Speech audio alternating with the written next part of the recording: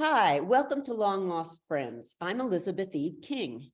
And I'm Andrea Goyan. Today, we're excited to once again have Alex Shvartsman joining us. Alex is an award-winning writer, editor, and translator from Brooklyn. He's published over 120 stories in major magazines, is the author of fantasy novels, and has edited over a dozen anthologies and translates Russian science fiction. And on a side note, though it's bigger than I know anything about, it's huge, he is one of the most successful Grand Prix players ever in the game, Magic the Gathering player. Welcome, Alex. Thank you. Welcome. Well, we know you have an adorable little dog and a cat, but we have seen them. So unless they're dying to be shown, we won't pet shame you, but we won't ask to see them either. We'll see how it goes. My dog is sleeping next to me right now, and if she decides to wake up and ask for pets, then we'll bring her on screen. She'll be, we'll get a little cameo. And if not, then I'll just let. But if you do hear snoring, I promise you it's not me, it's her. And if you want to see his pet, you can go back and look at the first episode we taped with him, which is also about comedy. But today, Elizabeth, what are we talking about today? Today we are talking about translations and translating humor, but how do you find them? What do you have not only a translator yourself from Russian, but you also work with other translators in other languages. So yeah, tell us about that. We have so many questions. So I never envisioned myself performing literary translation. It wasn't something that I set out to do initially. I translated my first story because I was working on an anthology, and that story would have been a really good fit.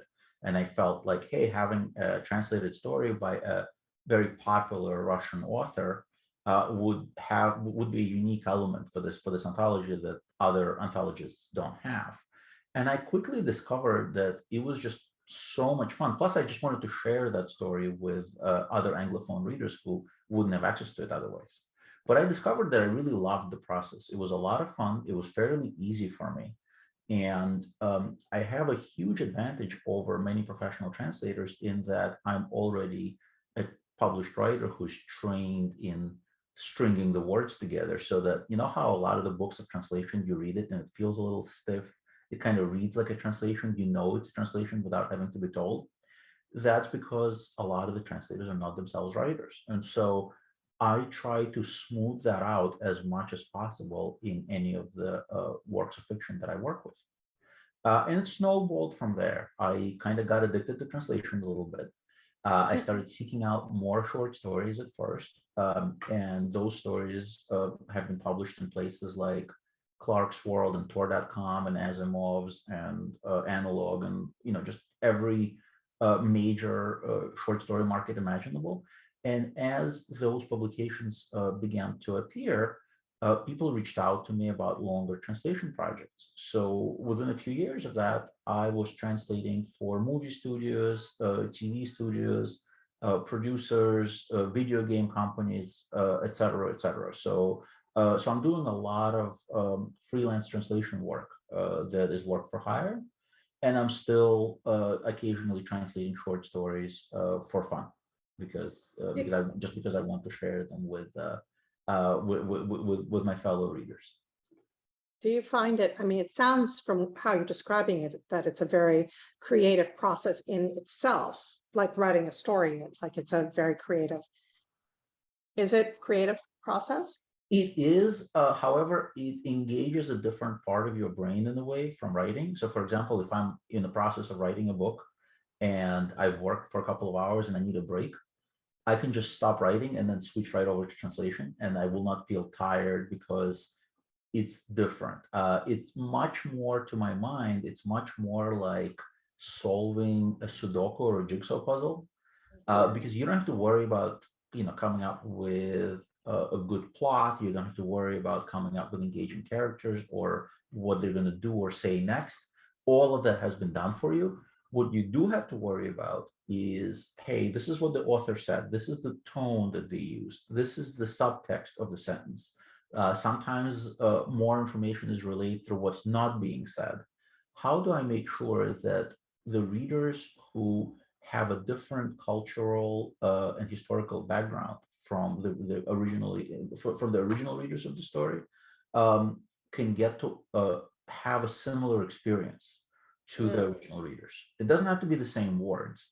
It just has to evoke the same emotion, the same sense of wonder, the same curiosity as the original story. And that's the leeway in which a good translator gets to kind of really earn their living, because anybody can translate word for word, but then what you're going to get is Google Translate, and nobody wants to read that for fun.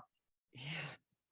So do you find, like, because I know you write a lot of humor and you've translated a lot of humor, which seems to me even harder than translating not humor, drama, I guess you could call it. But do you find like your whole style has to change depending on the writer's style? Is that a difficult thing? It is a little bit. So you have to be conscious that you're not trying to change the story to your own voice. You're trying to emulate the voice, the tone, the mood that the writer has evoked. You may not always be 100% successful in that, because translation is never, it never an exact science. Some words don't have a direct correlation. Some concepts don't have a direct correlation. So you have to do a lot of creative gymnastics when it comes to that. But you definitely, if you're reading an Edgar Allan Poe story, it will read very different from an O. Henry story. And you can retain those when you've translated. You can retain those tones and make sure that they read just as different in the translation. And so that's what part of my job is, to get the mood and the tone of the story and to try and replicate it. So if you have a cultural moment in a story and you're translating it from Russian to English, do you try to keep do you try to make it something that an English reader would understand in context to an English reader's life, or do you try to teach them a little something about the Russian situation? It's a good Books- question. Sense? Books have been written on the subject. So what you're talking about, there's actually a name for this, and the name for it comes from Italian, and I'll mangle the pronunciation, but it's traditore, which means to translate is to betray. Anytime you translate a work of fiction, you're either betraying the author by changing the words to serve the reader, or you're betraying the reader by making the job of reading the story more difficult for them, because you are trying to remain more loyal to the original words of the author. And it's a decision, it's a constant pull and tug, and it's a decision you have to make in every single instance of what's happening, because context matters. So let's say, for example, that you have an aside in a story, in an English story, and the author writes something along the lines of, and then he took off like a roadrunner. If you need to translate into another language, then you have to consider that the readers of that language are not going to be familiar with the Roadrunner cartoons necessarily, right? And you can't just translate the Roadrunner as the bird, because it loses all meaning, right? So what do you do? And the answer is, it depends on how important this is, because if this is a random aside, then maybe you just find a cartoon character that also runs really fast that the readers in the target language will be familiar with, and you use that. But if the meaning of this character is really important, and like he kind of keeps referring to those characters throughout the story, then you need to expand and explain to the reader what the character is, find a way to introduce it, whether you use a footnote, which I absolutely hate to do. I think that any translation should avoid using footnotes, and it's the last possible resort. I'm not going to say I never use them, but I think I've only ever used a footnote once in short fiction. So it's definitely something you want to avoid if you can. You can expand on what you're saying by adding just a sentence fragment, or even a sentence to explain what you're talking about. Or you can just go as far as to change the meaning and say, and then the character ran away really fast, or something along those lines. So, but again, by doing so, you're betraying the reader, and you're betraying the writer. So you're kind of betraying both by serving your own needs, because now you found a solution that's easiest for you as a translator. So there is no one answer. There's no staple rule book that says do this in this situation. Break glass if you're not sure. But you have to apply your kind of best judgment, and that's where a good translator is going to make wise decisions that will make the book read as well as it possibly can. Now, you translate modern works, I know. Have you also translated, classical or works in public domain? I have. So I found this absolutely fascinating short fiction author who's kind of like the Russian version of Edgar Allan Poe, I would say, because he has this like really distinct style. And he was known for his short stories during his time, which was in 1910s and 1920s. And then he completely fell into obscurity. Even most Russian science fiction fans don't know his name anymore. But what he's particularly famous for is that one of his short stories inspired Zamatin's Wheat.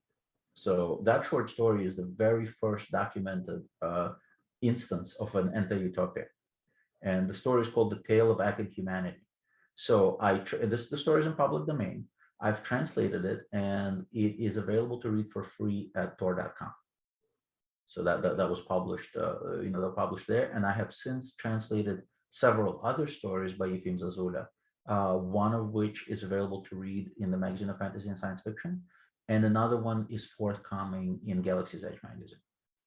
So because she's got a lot of fabulous work, and I had to do some real legwork to find these books. Some of them have been out of print for a very long time. He had a short story collection that was like sort of most recent, that was published in the 1950s. And I had a friend in Russia buy it from a secondhand like antique bookstore and then mail it to me. So because those, like, I found works in that collection that were not available anywhere online. And then there's still more work from his that hasn't been published since the 1920s, but those books are really rare and expensive. But one day I'm going to acquire them as well.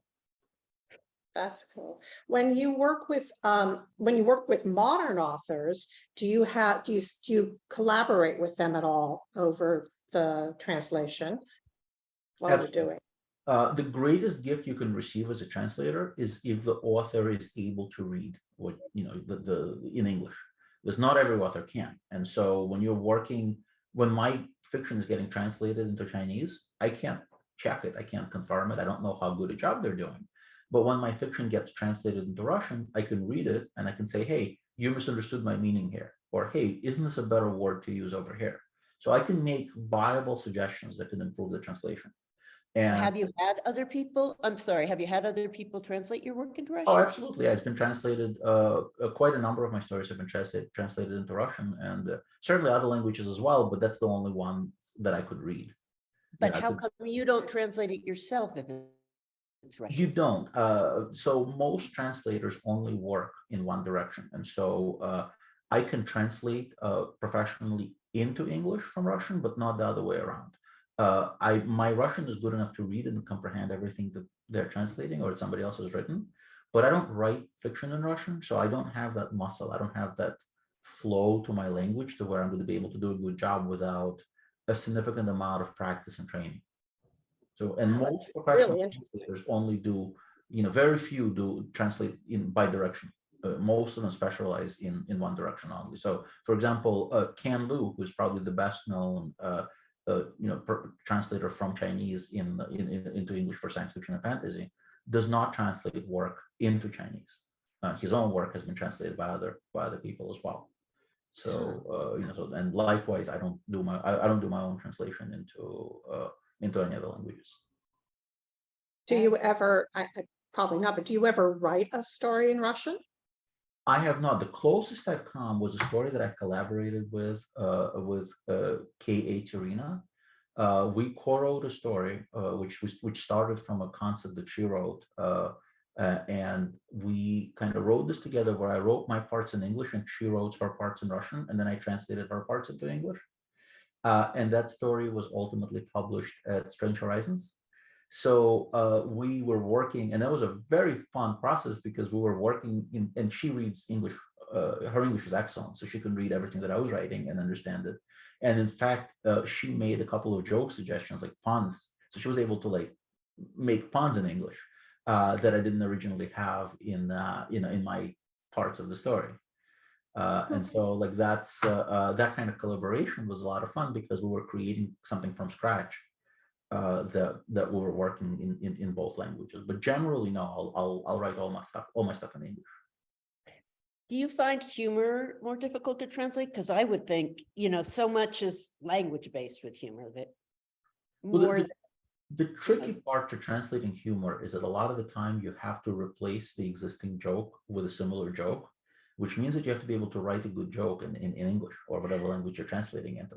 So because of that, I'm the guy that people come to for this stuff. And I've translated everything from like screenplays to novels to to video game material that is humor based, and like there are very few people who can do this well. And so even though I have no professional background in translation, I've only been doing it for a few relatively few years. I've kind of I'm kind of high in demand when it comes to that kind of stuff because who are you going to go to for that? So it sounds like you kind of taught yourself. I'm sorry? You kind of taught yourself to translate by doing it, right? You didn't. Exactly. I learned to write first, and I'm a self-taught in that as well, other than attending Viable Paradise, which is a really good writing workshop. But I attended it when I was already, by the time I got there, I was already a member of SIFLA. So I kind of definitely a self-starter. I taught myself how to write, and I taught myself how to translate. Wow. You were showing us in our little break between that you have an anthology of translated short stories from 2020, I think. Can you share that with us? Certainly. This book, the stories were published in 2020, but this book only came out early this year, and it's called The Rosetta Archive. I was one of the judges for the Rosetta Award, which was an award for translators and translated fiction. And so I had to read a lot of translated fiction, and I was a judge in the novel category because I had to recuse myself because several of my own translations were up for potential consideration, as well as a whole number of stories that I published as an editor. So I'm like, well, I probably shouldn't be judging that. So I moved on to just judge the novels, which I had nothing to do with. But I already had read a tremendous number of whatever materials were eligible for the award for the short story section, and kind of thought, hey, like this could be a really good anthology. So I teamed up with Taryn Thomas, who is an associate editor of mine at Future Science Fiction Digest, and together we put this book. And I hesitate to use the words years best because there's just not that much quality material being published in translation in any given year. But it is a collection of, we read widely across the field from anthologies, from different magazines, etc. And these are the best translated stories that appeared in English in 2020. So we feel proud of the work that we did with this book, and it's a whole bunch of different languages. There's stories from South America, from Africa, all over Europe, Asia. Of course, there's translations from Russian and Chinese, which are the easiest two languages for me to source translations from. And so, so we have, there's quite a bit of work. And the author I mentioned, Kei Tirina, is the one who created this wonderful cover. And you can see the dragon. Beautiful. Yeah. On the back as well. Do you find that there's a lot more available, that it's a burgeoning market, that this translated world is opening up? There's certainly a lot of demand in short fiction at this point. Still not so much in novels. Nobody has the money for that. But in short fiction, all the magazines are actively seeking translated works. Some of them go about it in intelligent ways, but even the ones who are not necessarily doing all the right things still theoretically want the translations. So I've never had any trouble placing translations. Like I don't have any translations that are sitting around on my hard drive because I couldn't sell them. They're all either have been sold or are under consideration that somewhere, like being held or something like that. And a lot of the time, the editors for anthologies or magazines will come to me and say, "Hey, we're doing a cyberpunk anthology. What is an iconic Russian language cyberpunk story?" And so I will then, I'm fairly well read in Russian, but I'm not nearly as well read as other people, but I know who to ask. So I will go to my friends and I will ask them, hey, I'll go to people who just have read everything, like the hardcore fandom in Russia. And I'll say, hey, what are the best Russian cyberpunk stories? And they will argue with each other for like 200 messages, like as we all do on social media. But in the end, 3 or 4 stories will emerge as the strong candidates, and I will read them, and I will go back to the editor and say, well, hey, these are the ones I really like, and this is what their approximate length would be in English. And then the editor can say, well, all right, I will gladly pay you to translate the story, go get the rights, and let's do it. And so a lot of the time, that's how a story gets translated. Other times I will simply read something and I will go, wow, this is a fabulous story and completely blew me away. And boy, wouldn't it be fun if Anglophone readers could also read it. And I will just translate that story and submit it in the exact same way as I would submit my own fiction. And, I always pretty much start with, Clark's World, Asimov's, and FNSF. So those are my big 3 for translations. They're also very amenable to translation. They've all published my translations and other people's translations. And usually one of them will snap it up, and if they don't, then it might go to like Analog or Galaxy's Edge or Strange Horizons. But there's a small handful of the top tier professionally paying publications that end up grabbing those, if it's not like a specific theme that was done for a specific anthology. Now, you Now- mentioned that you share copyright. Sorry, Elizabeth. You share the copyright, which I thought was sort of interesting. You share it with the writer when you So just translate it. that's not quite right. What ends up happening is, and this is something that a lot of American publishers and editors, especially in the magazine world, get wrong. They kind of treat the translator as a technical person that even their names often doesn't get placed, certainly not on the cover, but often not even with the story somewhere, which we're kind of pushing back against. But it's a creative collaboration. The translator has to obtain permission from the author or whoever is holding the rights, if the author has passed or if the publisher has the rights. So the translator has to obtain the rights to have the story published. But once the translation is performed, unless it's a work for hire and they assign those rights to the author or to the publisher, the translator holds the copyright to the translation. So when I perform a translation, nobody, even the author, can't have that story published in English without my permission. At least not that translation. I guess they could have somebody else perform an independent translation of it. But usually that's not the problem. Usually, even the really famous writers back, back in the former Soviet Union, don't have any of their work published in English, and they're really happy if somebody reaches out and says, "Hey, I'd be happy to translate your story," especially if it's somebody that has a track record. If you were to translate something in public domain, then how would you, for instance, and this is just because we talked about this a little bit, and you say that Chekhov is funny, and Chekhov in English he's never been one of my favorites, right? But I don't see, there's like no humor in any version I've ever met. They are not funny. And so I would love to read, because I always feel like I'm missing something with him. I feel like, one of those writers where I'm just missing something, and it's probably because of the translation. Could you take something like Chekhov and apply to how would you do that?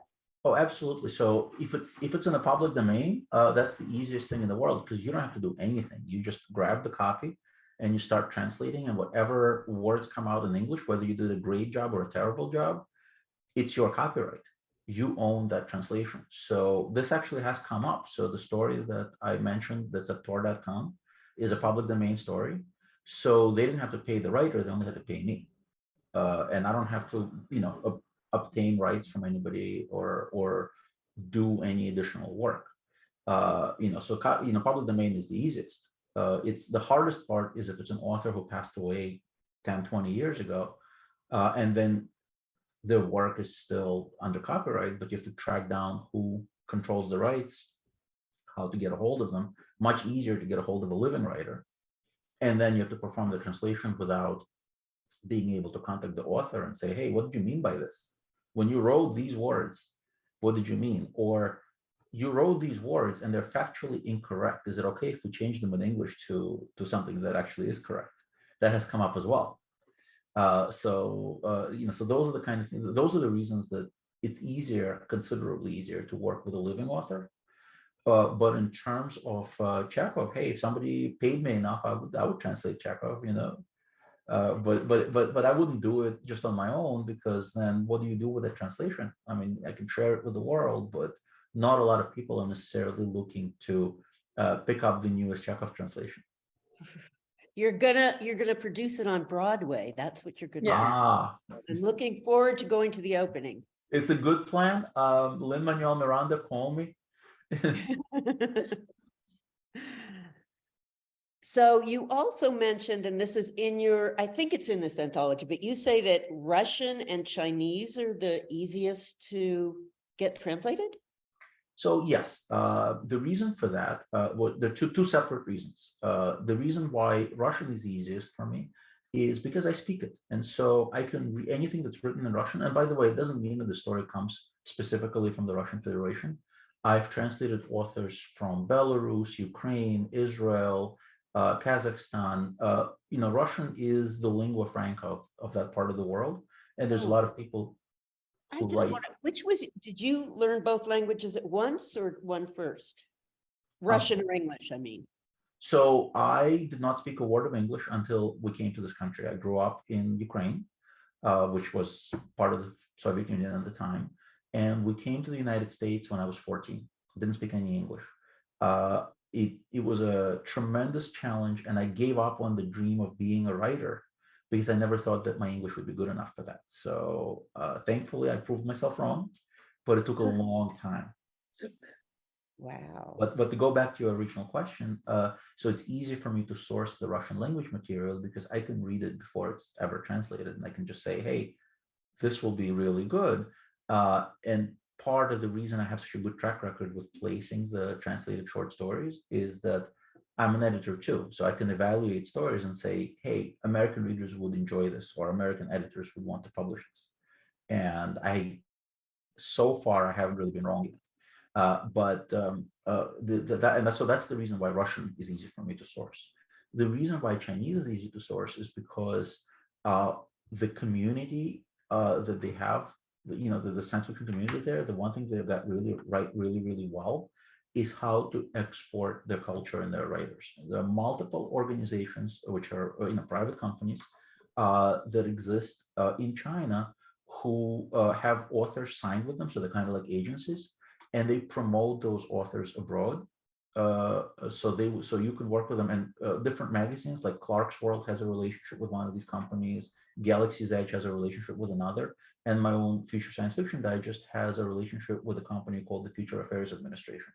And so they help us usually to get work translated by their own authors, but sometimes by other Chinese authors as well. And so I feel like I have a really, really strong partner in China, in the Future Affairs Administration, and that I can reach out to them and say, hey, I'm looking for a cyberpunk story. What have you got for me? And they will work with me by providing various options with, obviously I can't read the stories, but they can give me like a little 2-paragraph summaries of the story. They can also send me the story, which I then can forward to translators that I trust and get their opinions.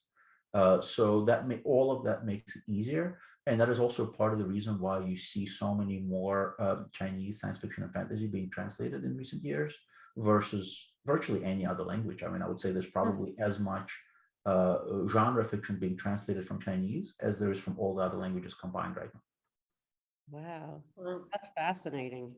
That's interesting. It's not what you think of with Chinese government either. I mean, like, no, that's the thing. I mean, certainly, you don't have to like the government, but the one thing that they've got right is they support, it's not so much the government itself, but at least they don't hinder the work of these organizations, and they let them promote promote local writers, promote their work. The works that I've encountered had nothing to do with modern politics. They're not really. I understand that they have their own censorship and all that, but nobody sent me any works that are like, oh my God, look at how the story aggrandizes the Communist Party or anything like that.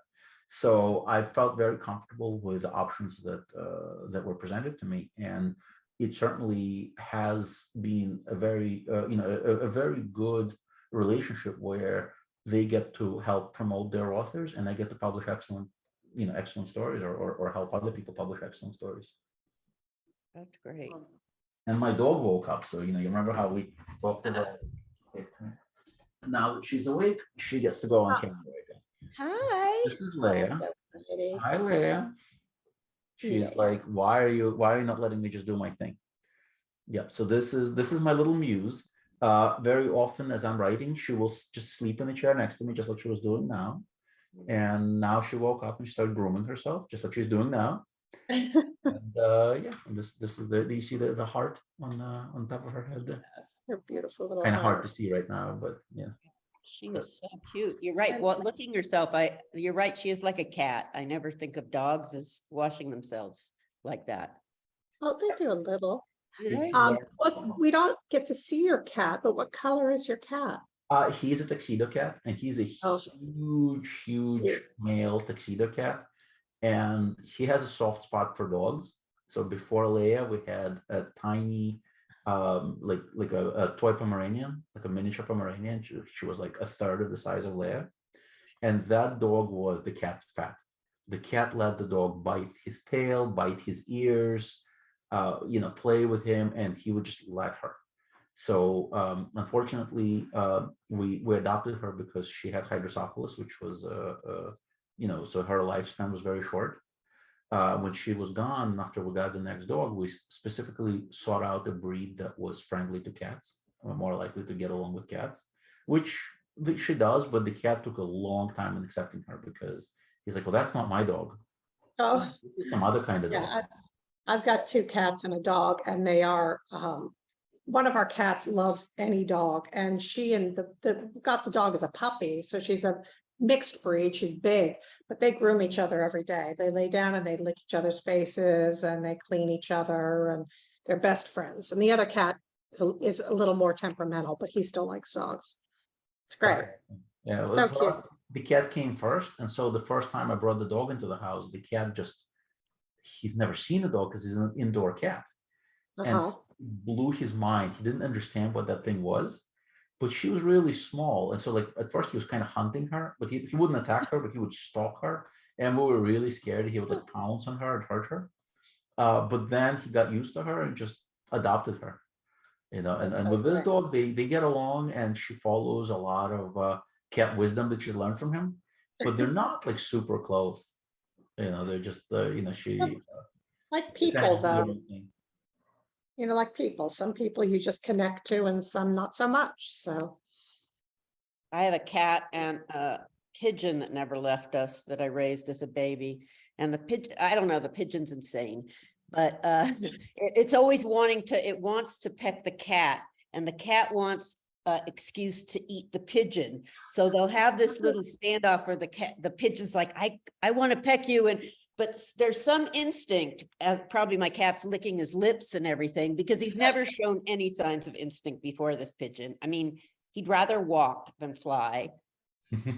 I don't understand it, but I love watching the little standoff where the cat's just like, give me an excuse, give me a reason, I got to explain it to the woman here if I eat. So just peck me and that'll be okay.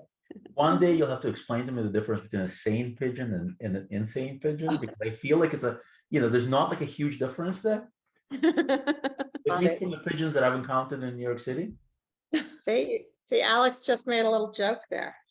A little funny. I like that. I'm like, insane pigeon. Insane pigeon. Well, this one though is it likes its beak held. I think it's because when it's a baby, you have to pry pigeon and dove's beaks open for them to eat. not most birds, but those you do. So I think it has to do with an infantile eating thing, but my husband thinks a pigeon is a sex pervert and it's some weird thing where his beak is held. So we don't know. Your husband was the one who was looking at those giraffes, right? He was the one with the little camera. I think I gave him a t-shirt once that shows two lions mating and it says, I wish this, Purr from National Geographic would get away from us. So I feel like it's that too. So this has been so much fun talking to you, and we'd like to have you back again because there are subjects we didn't even get to touch on. Plus, I feel like the translation things there's so much I learned. I didn't know you couldn't translate either way. I always thought you could translate, but in a way it makes sense. There are a handful of people who can do it, but not most translators. That's really, really No, and both you and Neil Clark have sparked this newfound interest for me to read a lot more translated pieces. So I'm going to go get your book for sure, your anthology, to go read some of those. It's exciting. Check it out, and there's also a lot of my translations are free to read online as well. So if you're interested in Russian science fiction, there are on the bibliography page of my site at alexshvartsman.com. There's also a brand new story out this month at Clark's World. So you can go there. You could read a story called "Fly Free" by Alan Kobatyev, and that was one of the more difficult translations that I've had to perform. It took me a really, really long time, but I'm very proud of that story. So that would be a very good entry point if you wanted to check it out. Right. Why was it difficult, especially language? So the title of the story relies on a lot of the premise of the story is that it's like this dystopian world where the birds took over the world and they're running the world now instead of people. And there's so many like bird puns, and it's not a humorous story, but it uses humor as a way to kind of break up with the really, really dark story and kind of make it, flavor it a little bit better. So for example, all the character names are bird based. And so of course you can't, the main character, I believe his surname was Sorokin, which means nothing to somebody who doesn't speak Russian. So in the English version of the story, he became Crowley. The title of the story comes from a children's rhyme about birds, which did not work, so I had to change that. And there's a lot more like that. There's a plot point in the story and a dialogue section that revolves around Pushkin's translation of a classic Scottish poem, which is in America better known for its English version, called The Three Ravens. Except for in the Scottish version, there's only two ravens. And so I had to perform a lot of really interesting play where I eliminated the Pushkin translation entirely because it didn't make sense when I changed the names to become anglicized, and it didn't make sense to introduce the translated version of the poem. So I reverted back to the Scottish poem. But then I had to translate a few lines of it by, on my own, even though I don't translate poetry, because I couldn't use anybody else's translation because it would be too much of a headache to try to figure out who owned the copyright to that. So I translated a few lines of a poem from Scottish, which I don't speak. But yeah, it was an interesting experience. So that entire story was way more work than what I usually have to do. But I think it was worth it in how it turned out. So I actually do have two more little questions. One is, say you're translating some Russian story and there's a small animal that is indigenous to that area in Russia that's not familiar to, say, Americans. Do you just switch an animal out?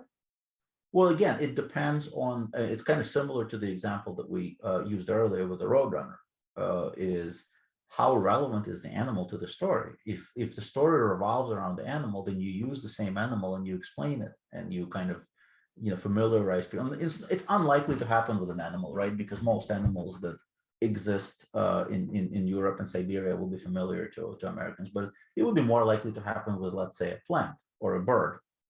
And so, yeah, you would absolutely either replace it with, if it's a minor point that nobody cares about, you might replace it with a different bird.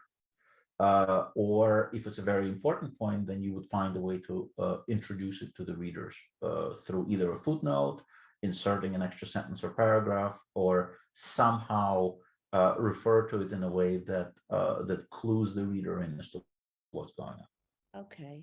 And then I have one other question, which is, say somebody gives you a story in English. Could you tell, do you think, if it was like, is there a different sensibility that goes through? So you think, oh, was this a Russian? Not because of a bad translation, just because of the sensibilities. I don't think so.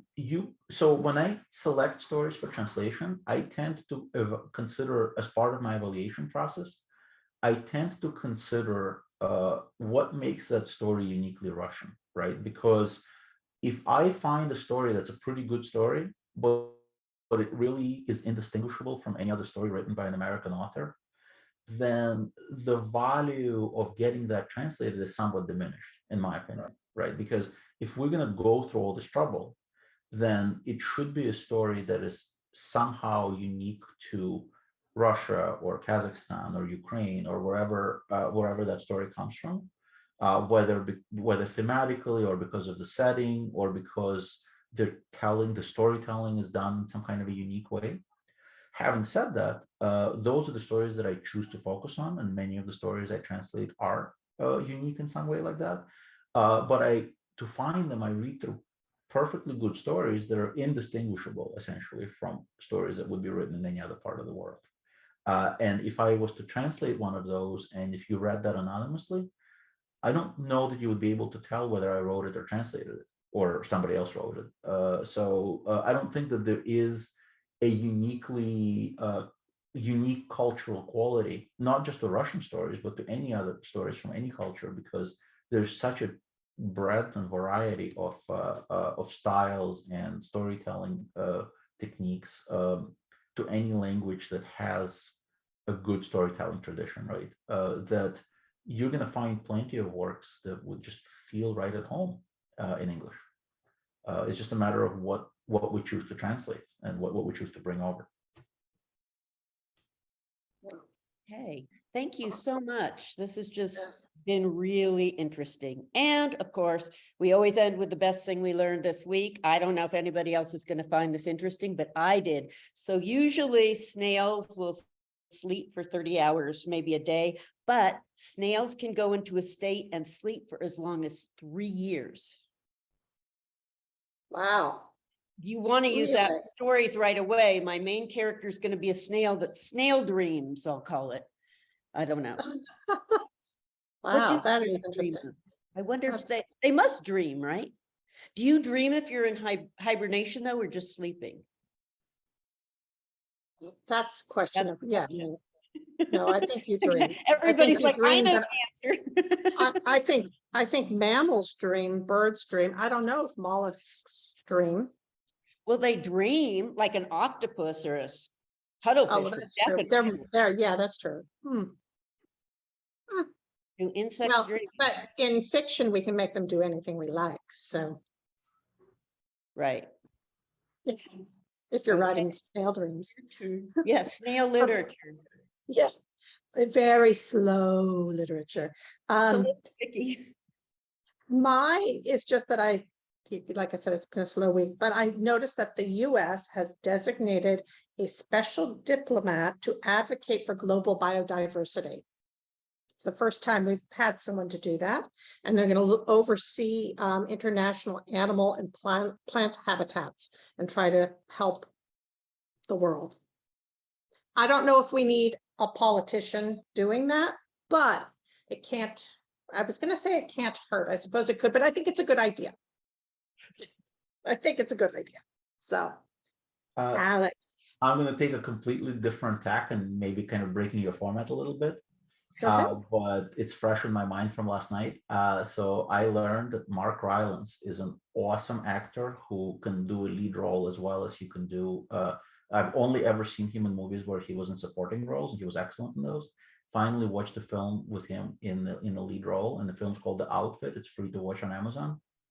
It's a 2022 film, and it's one of the best movies I've seen this year. I think it'll have. I think it should be up for award consideration. If it isn't, I'll be disappointed. It was an excellent film, and it was just such a pleasure to discover another actor that I will now be following and kind of watching out for. Like if he's in a starring role, I'm going to watch that movie. Oh, He cool. is amazing. So it's The If- Outfit. It's called The Outfit. If you get a chance on that same thing, I highly recommend watching the 12th Night that Royal Shakespeare did with an all-male cast, which he is in. It's the best 12th. I've done 12th Night 3 times myself, but hands down, it is the best 12th Night I've ever seen. And again, weirdly, translation comes into this because Shakespeare wrote for men, right? And I've played Olivia a few times, and I can't get laughs that a man playing Olivia can get, because there's something lost in the translation. There's things that men can say that have meaning that a woman can't get the same laugh for. So it's really, really good. Highly recommend it. I feel as though what's lost in translation more is that so much of his humor was topical, and so a lot of the jokes, a lot of the like little jokes that are in his plays, we just don't get because we're so far removed from it, and you know, language is already feels archaic to us, and Yeah. like a lot of, you know, some of the humor still shines through, obviously, but when you read the annotated stuff, they're like explaining some of the jokes, and you're like, I would have never gotten that. So Right, but if it's well done, you still can get a lot because the acting's good enough. So, but if you like to check it out, check it out. So thank you so much for joining us. And thank you, Maria Korloff, for producing us, and Alex Korloff for editing us.